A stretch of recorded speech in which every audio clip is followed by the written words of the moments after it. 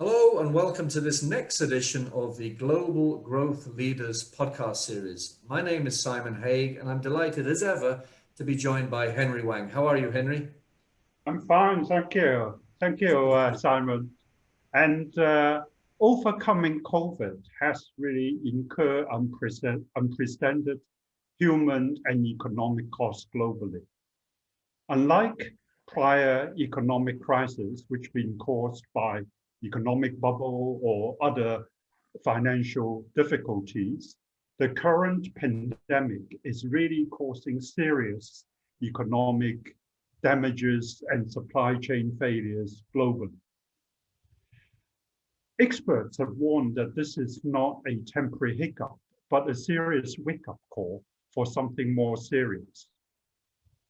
There are some countries pushing for fast recovery and return to business as normal with quick fixes. However, there are also many global leaders with longer-term visions that is encouraging people to think more and to build back better with sustainable improvements. A good example is the recent call by the United Nations, World Economic Forum, and the G20 and B20 on building back better post-COVID with international collaborations. Thank you, Henry. And so this crisis has, from a medical research perspective at least, underlined the huge value of global collaboration. We're witnessing the development and adaptation of life-saving technologies and massive research into treatments.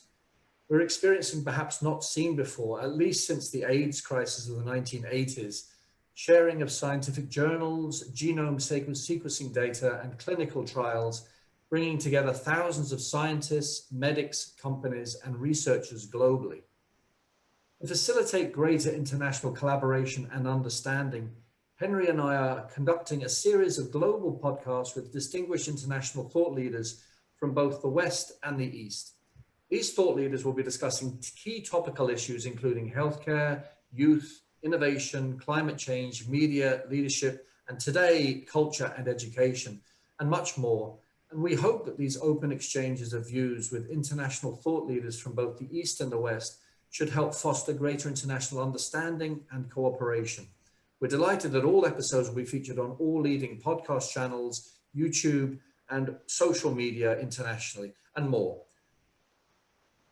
Thank you, Simon. And I'm really glad to be here today. And I'd like to welcome our two wonderful guests, Elizabeth and Andrew. Well, Elizabeth, it is really wonderful that you can join us.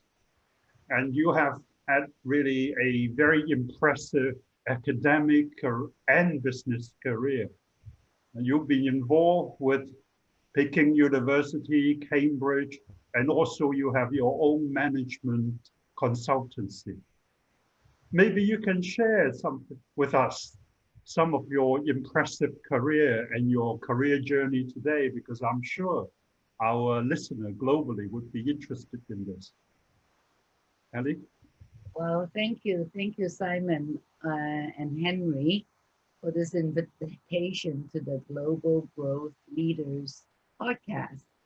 I've had an opportunity to have a cross-cultural background with over 20 years in the West and living in Hong Kong, which is multicultural, and then was able to spend 10 years in Beijing to catch up and enhance my Chineseness intellectually. So they say that those who can do will do, and those who cannot do will teach, and those who cannot teach will consult. So I have actually done all three. And I'm grateful that I have an industry background in retail, merchandising, design, manufacturing, and international trade. Those experiences have given me a very solid background for my consulting later on in my life, because I find that processes are the same, but the contents are different. Then I was able to teach at Hong Kong U for MBA programs for almost 10 years in globalization, leadership management skills, and strategic topics. So I have done and I have taught, and then when it came to consulting, I was in the area of human resources, China strategy, and cross-cultural consulting, including joint venture divorces. So my clients includes multinational conglomerates like ABB, Henkel, HSBC, and then I work for government in Hong Kong and in China,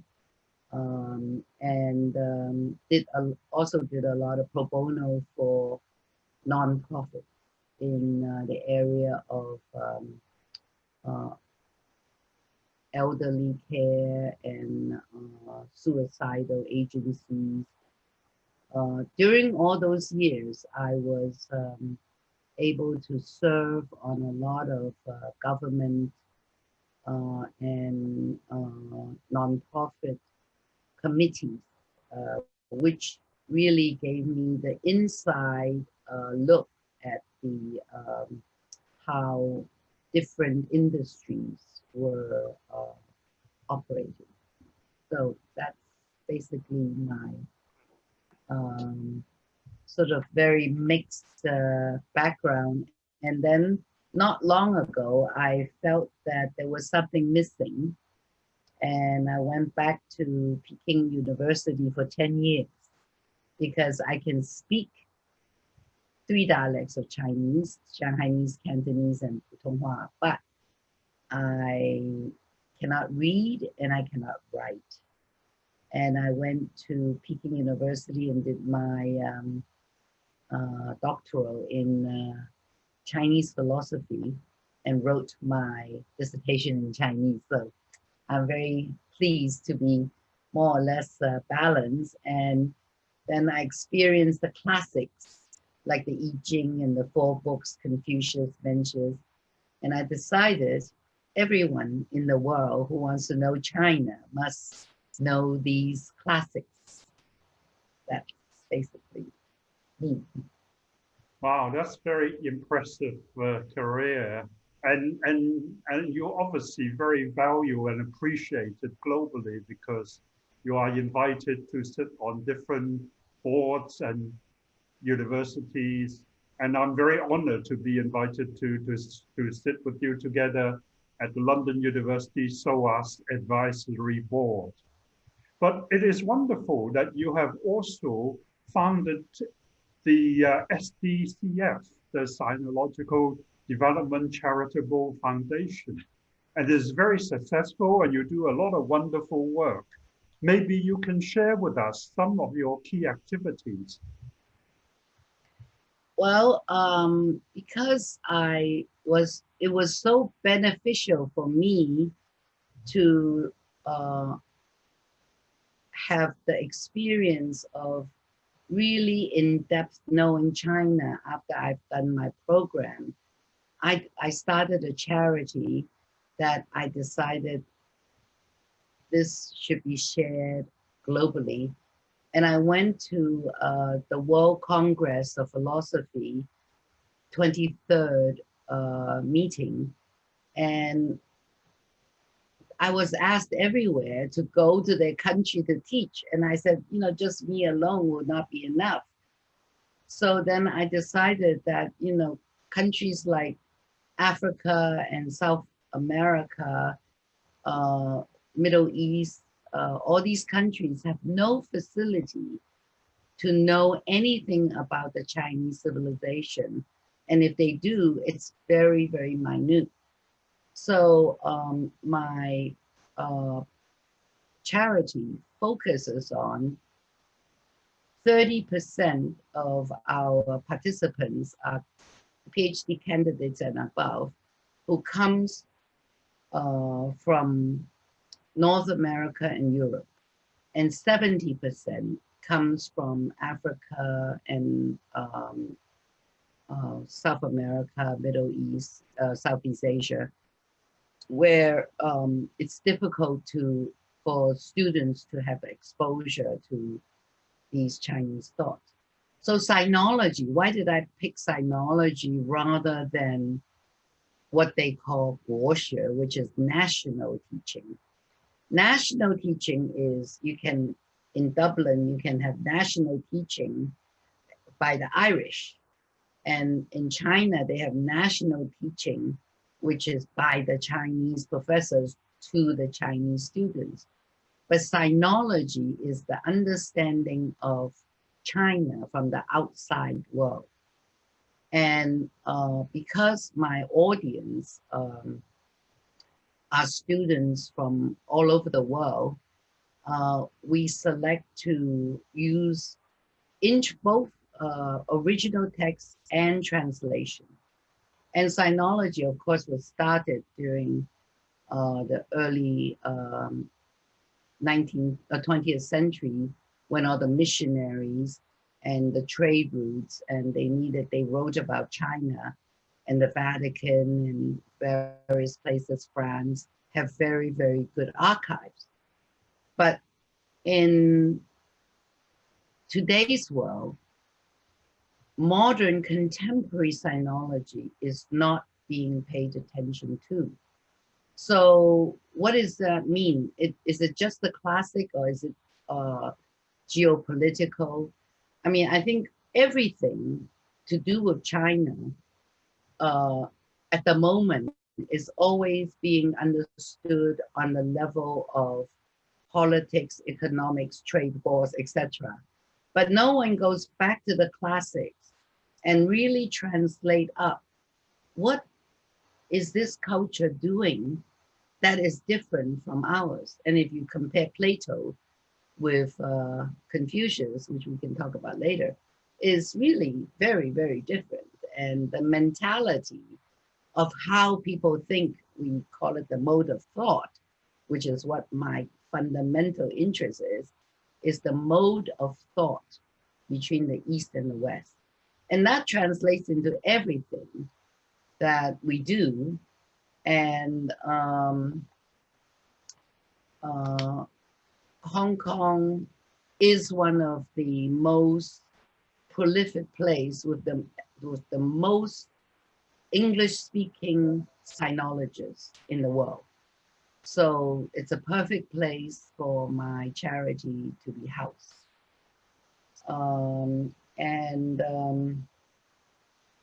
So we are now translating the classics into practical, useful stories that we hope we can influence the young people and culture.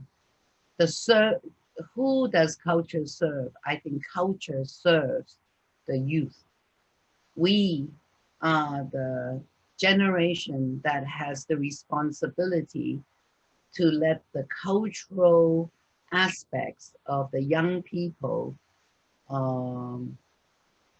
be able to go out and tell people who they are. And we can talk about that later. But COVID has given us the opportunity, the biggest opportunity, forcing our program online this year.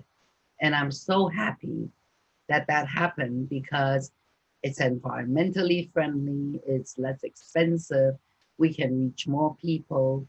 So if it wasn't for COVID, I've been thinking about it, but I just don't want to do it. But now I find that this is an opportunity for energy efficiency and better results. So I have 3 eyes. The 3 eyes of what our objective is. And I hope that we will be doing more in-person experiences, emphasize on interpersonal skills and communications, and develop intuitive interpretations of different culture with our students. And that's my focus. Thank you. That's very impressive, Ellie. Simon? Thank you. No, I agree. And there's been so much talk of the effect of globalization economically, but I said yesterday, Henry, that I don't think there's been enough appreciation of the cultural interchange between the West and the East. So the West is doing a lot of more things that have originated from the East, like meditation, mindfulness, balance, and I think that's become more important, and vice versa. So that was fascinating. So next up, we're very honored to have Andrew Conlon-Trant, who is the Executive Dean at Dublin Business School here in Ireland. And Andrew has overall responsibility to the board for the strategy and the operations of the college. Welcome, Andrew. It's good to see you. Hi, Simon. Thanks very much for inviting me along here. It's good to see you, and hello to Henry and Elizabeth as well. So, as you said, Simon, I'm the Executive Dean here at Dublin Business School, and Dublin Business School, or as we call it, DBS, it is a large higher education institution here in Ireland. I've been here now for about over 7 years, actually. And prior to that, I held other positions in education, in social service delivery, and in business, both in Ireland and in the United Kingdom. Actually, a little bit like Elizabeth, I think I probably have taught, I have done, and I have consulted. And right now, I am doing in a teaching organization, which is kind of interesting in itself. I am originally a business graduate. I am also a qualified teacher, as it happens, which is quite appropriate, given where I work right now, and I guess previous employment that I have had as well, or organizations that I've worked in. So I very much see myself here at DBS as an educationalist. So fair enough, I'm managing an organization, but I see myself as an educationalist, and the purpose of the organization, and I suppose myself in a sense, is to try to inspire and to nurture every learner to realize their career ambitions. So higher education can deliver many things to many people, but from where we stand, we think it is critically important that we enhance the career prospects of individual students. Of course, DBS is also a service organization where students pay fees to the college. So the experience that the learner has, as well as that academic outcome that they achieve, well, they're very important indicators of the performance of the college. Now, like everyone in every organization in Ireland, and probably globally, my work today has changed substantially over the last year, and that is exclusively because of the impact of the spread of COVID-19, which we have mentioned a couple of times already.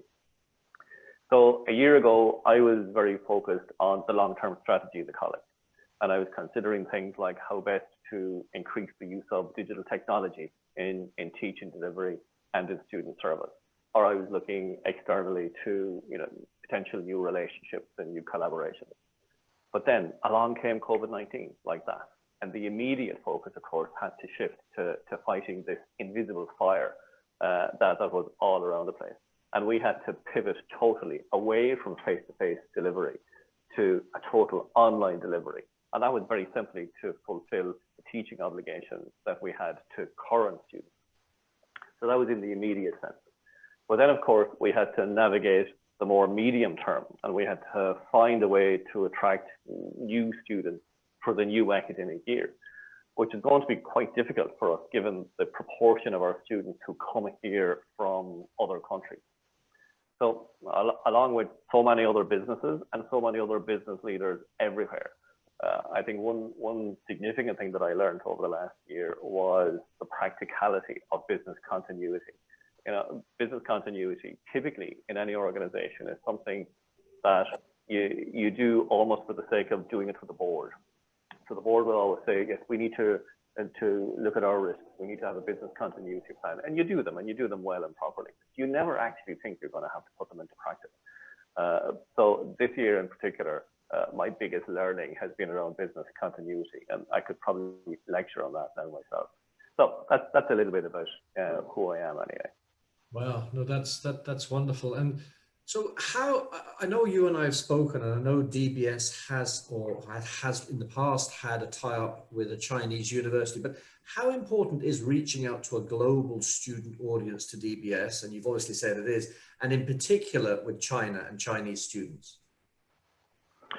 Yeah, if you go back to what I said a moment ago about international students, so to put a little more context on that, there's a good third, and probably more than a third of our students who are international students. Now, I suppose when I say that or give that as a piece of data, I'm talking about in a typical non-COVID year.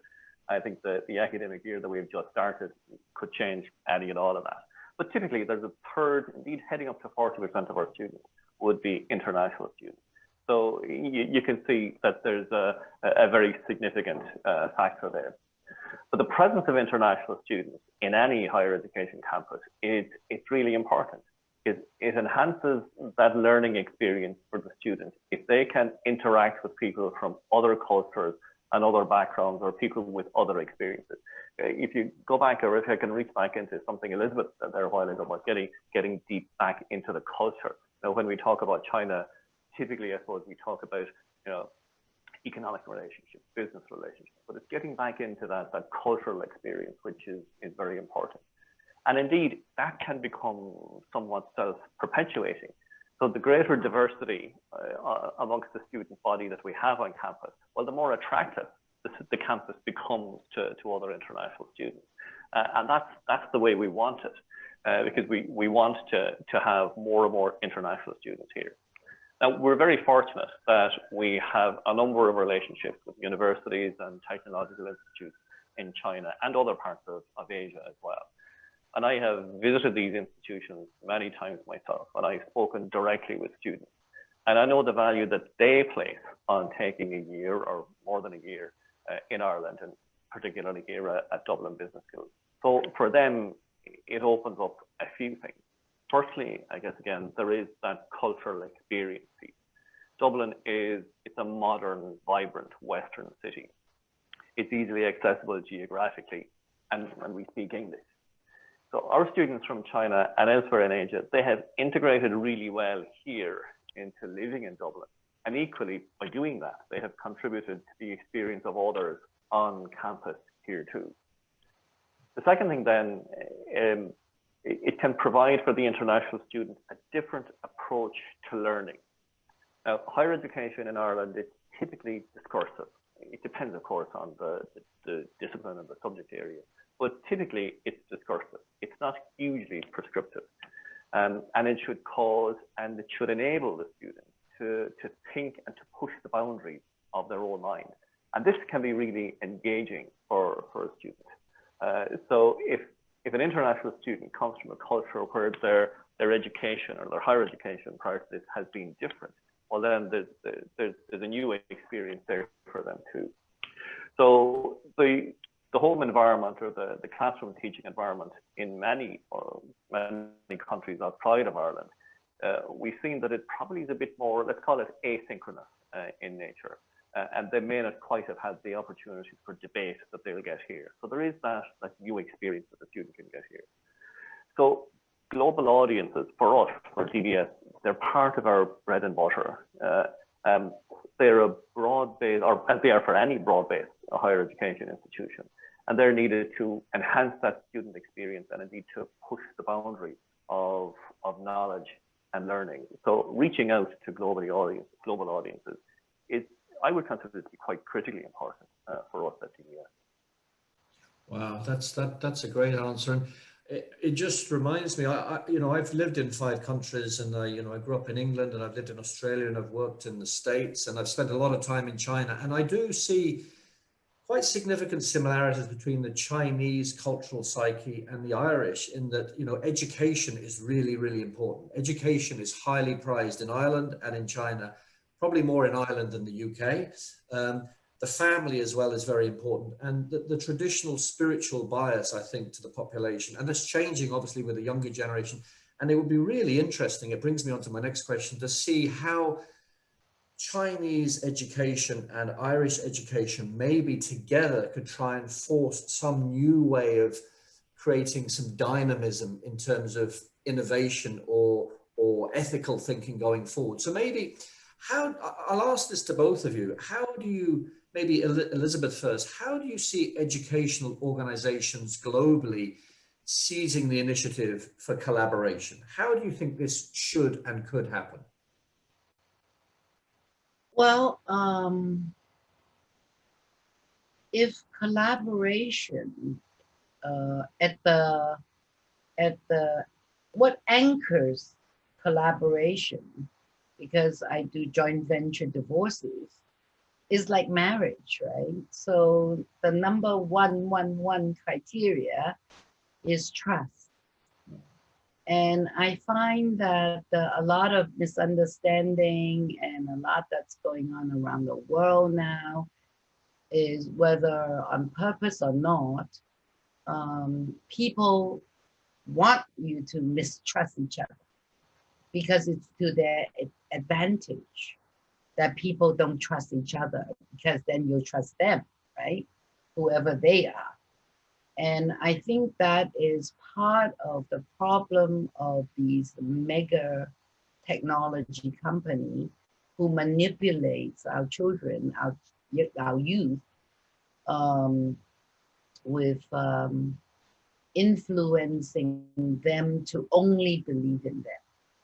And I find that one of the reasons that SDCF, our charity, the Sinological Development Charitable Foundation, is going to go online in a big way, is that I find that it's absolutely necessary to create competing social media platforms for young people where they can trust the medium. And it cannot be for profit. It's not to manipulate them to buy things or to bring friends, but is to, so you need to find partners that are on the same level, and you need to screen them and you need to trust them. And I find that to be the key component. Trust is paramount. You're right. It's paramount. And I think you're right. I think there are forces at work who are trying to whip up distrust, and we all feel what distrust is in our guts. We feel it, but it's harder to articulate what trust is. So Andrew, what do you think? How do you think, for example, maybe DBS is an example, or if you want to talk more generally, how do you think educational organizations could collaborate better internationally?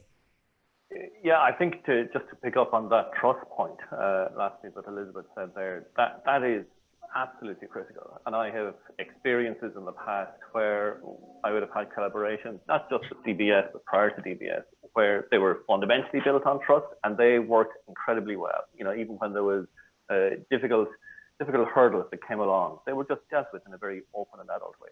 And then I've had relationships which have not been built on trust and they just fall apart. It's almost like the spirit of the law and the letter of the law. You can run something to the spirit of the law, well then it's going to go well. If you have to go back to the letter of the law each time, then you usually end up in difficulty. And I have experience of both, and that trust thing is critically important. But to come back to your main question and point, Simon, I think if I leverage off COVID-19 again as part of this conversation, I think that the pandemic, it has changed higher education more than people probably realize. As I said earlier, we had to pivot everything away from the classroom teaching to online delivery back in March or whenever it was. And we did that, and so did every other higher education institution, and did that more or less successfully. But really, most higher education institutions have a strategy for greater use of digital technologies anyway in teaching and learning. And all that happened with COVID-19 and the spread of the coronavirus is that we all just accelerated that. Now, many higher education institutions, maybe most higher education institutions, we're not going to go back to the way things were before. Even today, before doing this piece with you, I was talking with some other senior leaders here in the college, about the future. And I was saying we are not going to be going back to the way we were last January and February, when 95% of our teaching was in the classroom. That's not the way it's going to be. There will be greater use of live online teaching and on-demand online education programs. And in a sense, I think that will enable us, or maybe require us, to redefine international study for students in other countries. So in the future, it doesn't automatically mean that for somebody to be an international student, they don't necessarily have to travel to another country, at least for the full period of the course of study, in order to take that course. And I guess what that does create is new opportunities for higher education institutions in different countries to partner together to create maybe a multi-country international experience rather than just a single country experience for a student. Now, of course, the attractiveness of this to the student would have to be tested and assessed in some way, because many people come to study in another country for a few reasons, and receiving a high quality higher education is certainly one of them, but it's only one of them. Living in a different country to get that cultural experience is also part of the decision that the students will make. And then, of course, many students want to stay on in a country to, when they graduate, to find a job and to build a career. So I think a key element in future collaborations, in addition to the trust point that we discussed earlier on, has to be agility. When COVID-19 passes, and it will pass, when it passes as a global crisis, the movement of people, for instance, is going to begin again. And I believe that students will want to travel all the more, and way more probably maybe than in the past. And to enable that, but maybe also to take advantage of that ourselves, higher education institutions across the world, we need to be forming more and more relationships that create attractive propositions for students. And that has to include, of course, the academic piece, but it also has to include the cultural piece and the employment piece, and indeed any other factors that will add to that total experience that the student is going to have. So I think there's a lot of opportunity there for collaboration or seizing the initiative that there is in the future. I think that's a wonderful answer. And, I do some work with an American organization around recording soft skills training, so-called soft skills training to students globally through their platform. Things like resilience and awareness and influence and skills and situational awareness and all these really core skills that we all need to navigate. And it just occurs to me, as you're both talking, Elizabeth and Andrew, wouldn't it be interesting to have a blended version of that? Because normally, in the West, we look at those things like resilience and awareness and influencing skills and assertiveness from a Western perspective. But wouldn't it be interesting to have a soft skills program blended from a Western and an Asian perspective? I've not seen that anywhere. Anyway, over to you, Henry.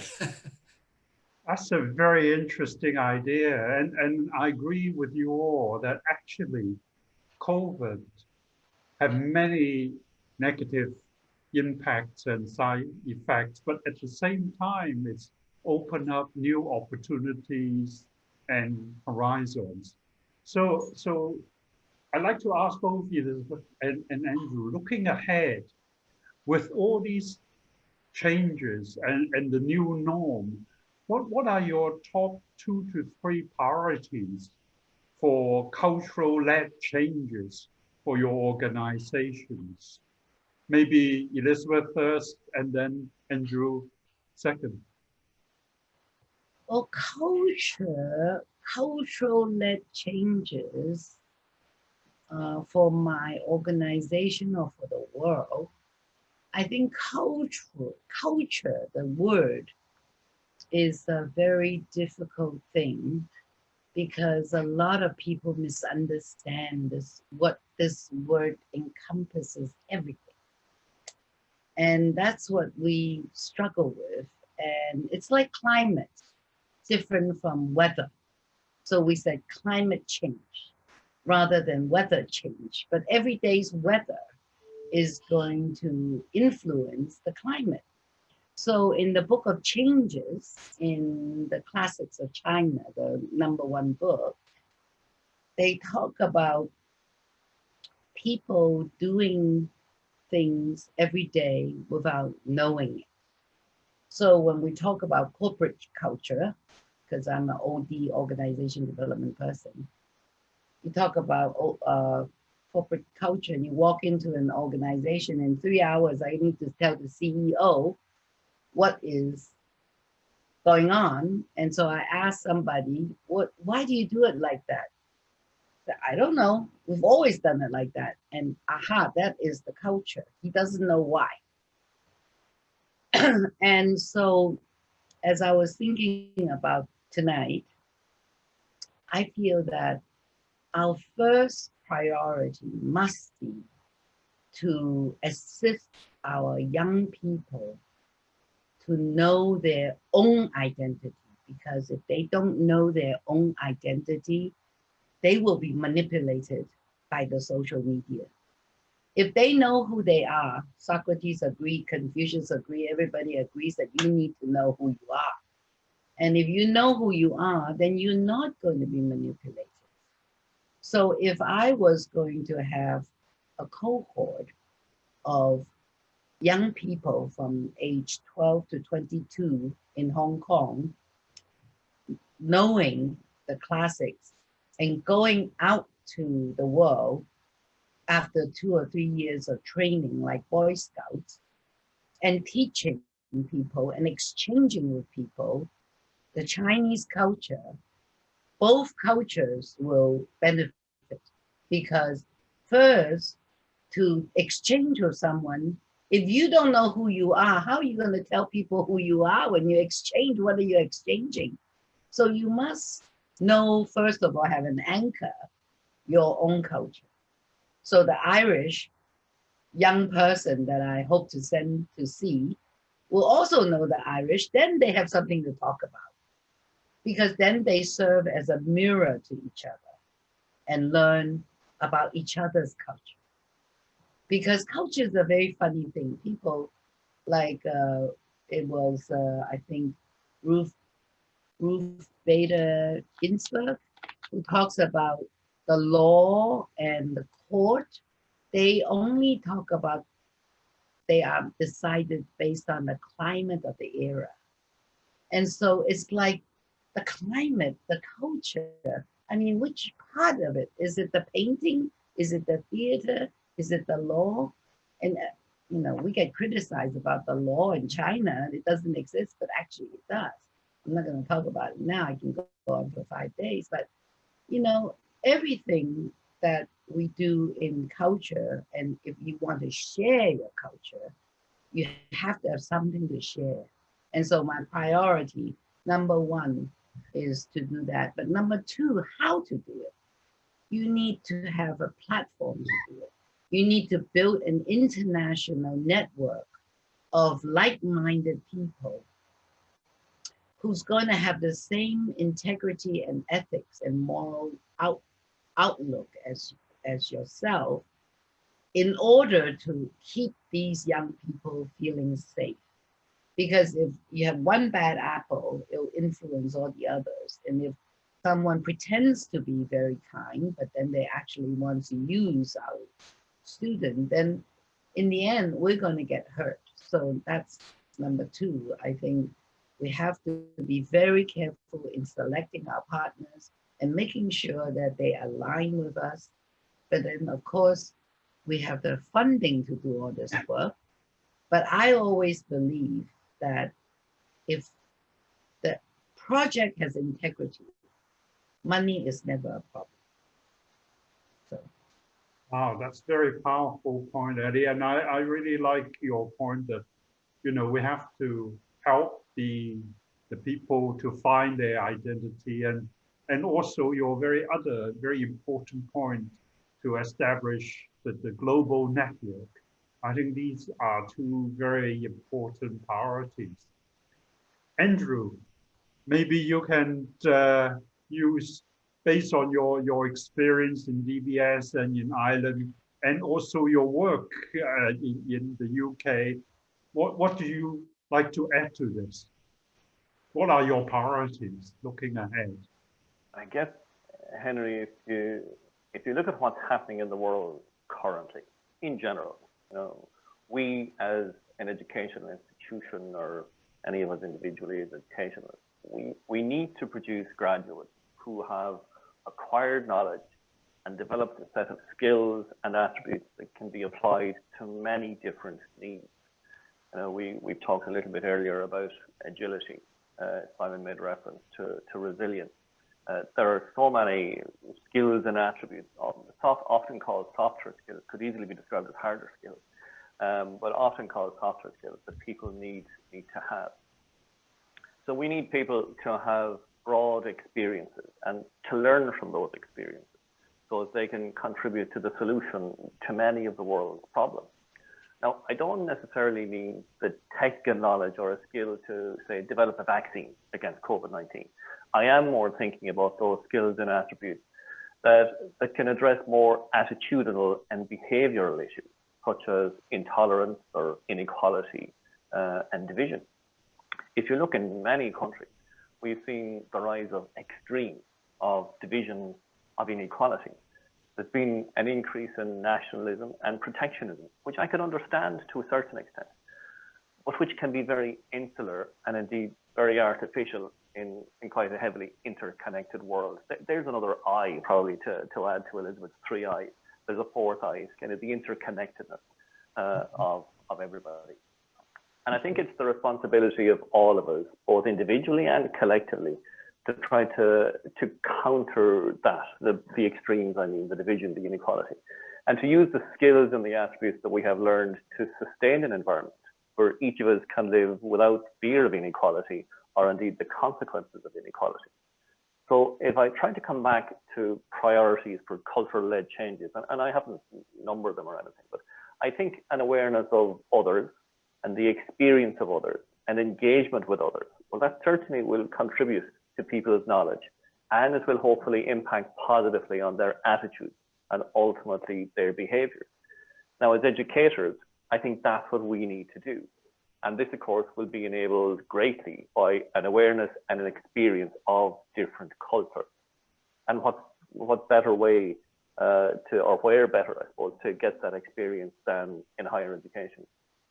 And in our case, if we are to attract people to collaborate with us and to deliver and contribute a lot of what I've spoken to there, we really need to allow ourselves to become known. We have to be open. We have to show our passion and our vision and hopefully demonstrate a set of shared values with our collaborators. I think it comes back to that point of trust that we spoke about a little bit earlier as well. That's a very important point, and I really like your point about interconnectivity. That's really an integral part of trust. So thank you very much, Andrew. Simon? Well, this has been a powerful conversation, and I could talk about this for a long time. As I said, I'm doing this work with this American organization, and the program is called, back to your point, Elizabeth, and I've called the program, Who Do You Want to Be? And it's a series of suites of programs to enable young people, not to teach them, but to enable them to reflect on some of the things that you and Andrew have spoken about, resilience and awareness and interconnectivity and grit and influencing skills and assertiveness and situational awareness, to enable them to position themselves, to allow them to be able to like, trust and respect others. Because if you don't have a framework for yourself, as you said, Elizabeth, how can you hope to like, trust and respect others? So I think there is a groundswell of movement building, and I think this part of the conversation would be great to continue in this forum and going forward. So that was wonderful. Andrew, just wrapping up with the final question, what would you say are DBS's main priorities going forward, COVID willing, in further developing cultural and educational links with Asia, and in particular China? In a best case scenario, what would they be? And I suppose these are very practical for me and for DBS. And the first thing post-COVID, I can't wait to get traveling again. The second priority would be for us to continue the creation of collaborations with Chinese universities and technological institutes, so that their students can complete their higher education at DBS. Now, this means the careful selection of partners, and then once we select the partner, the careful mapping of their educational programs to ours. Now, that's a very practical thing and quite unique to education, but it's important that we do that so as the teaching can be assured and the degree awarded at the end of it has very high quality and academic validity. And then the third priority is really to encourage more and more decision makers and student influencers from the Chinese higher education institutions to come to Ireland, to get some experience of Irish living and Irish education and Irish business culture. Before COVID-19 shut down the whole world, we had hosted many visits here to Dublin from current partners and prospective partners. And that direct experience, being able to touch the product, so to speak, that's very important when trying to convince people that Ireland or Dublin, or in our case, Dublin Business School, that they're the right destination for international students. They're very practical, but they would be the priorities that we have. Wonderful. That's wonderful. Thank you. Thanks, Andrew. Yeah, thank you, Andrew. That's very interesting. And coming to Elizabeth, how do you see various cultural organizations, education organizations in the East and West collaborating better globally? I think I'm often accused of being the person that is doom and gloom. So I have a feeling that COVID is going to be with us for a little while. So that's why one of my eyes is in-person interaction and experience. So, we were able to, on Zoom webinar, build trust and a team for 30 days. So there's hope, okay? And so I feel that now that we're in this digital age, like Jeffrey Sachs was saying, that every age of globalization, it's driven by some kind of technology. And this time we are driven by the digital and the cyberspace. And before it was either the horse or the ship or whatever it is. And globalization is not going to go away. It's just going to change shape. And we have to get on that boat or that whatever spacecraft that is going in the new shape. And I think that new shape is you must build a tremendous platform. I mean, of course, we're not going to be Microsoft or whatever it is, but we have to build as good one as possible, because we have to speak the language of the audience that we are going to reach. And so I went to see games producer the other day and how to make Zhuangzi story into a game so that I can use it to assess who I'm going to take into my sinological group. And if we don't speak their language and we insist that young people speak our language, we're going to be perceived as dinosaurs. So I find that my priorities of looking for partnership are those who are going to go forward to the new reality of this new world that we're facing, and not going back to hope that the old world's coming back to us, because I'm not sure, because I think it was somewhere the other day that they said there's nationalism and protectionism, but those people are wishing globalization away. Globalization is just going to get smaller because it's right here in front of us. And we have to embrace that and go with it. And but we have to get them when they're young, because to this day, I grew up in New York City. If I look at a pastrami sandwich or a kosher hot dog, I think I'm home. And I have so many friends who went on to Harvard to get Chinese degrees and speak Chinese, and have relatives that grew up in China that I never knew because we were friends when we were young. So young, technology, and we have to let them exchange on, make their friends on the internet and become very close, but not to manipulate them or to cheat them. Thank you, Elizabeth. That's really very powerful point, and I really agree with you that globalization is not going away. It is a train, I think, like a train which is leaving the platform. It's up to each country to decide whether they want to get on the train or not. I think that's a very powerful metaphor.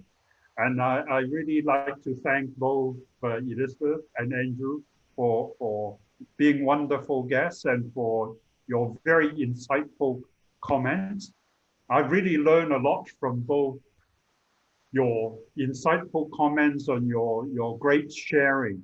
And I hope our audience who are listening, going to listen and watch this program globally will enjoy it as much as I have. Simon? I agree, Henry. And for me, this has been fascinating. There's been so much in this. And it's like, I think Elizabeth and Andrew, you were both sort of talking both about the future. And it's like we went to sleep in 2019 and we've woken up in 2030. And I think globalization is going from propeller-driven aircraft now to supersonic aircraft, because whether we like it or not, this is how the world is going to be globalized. And so I think that was wonderful. And we hope that the listeners and the viewers can tune in, watch and listen as we release this over the next few weeks. We'll release a couple of short snippets of this conversation as well, because it's been very powerful. And I'd like to thank you both. It was wonderful. Thank you very much indeed. Thank you. My pleasure. Thank you. Thank you. Thank you. Bye-bye. Bye-bye. Bye. Bye-bye. Bye.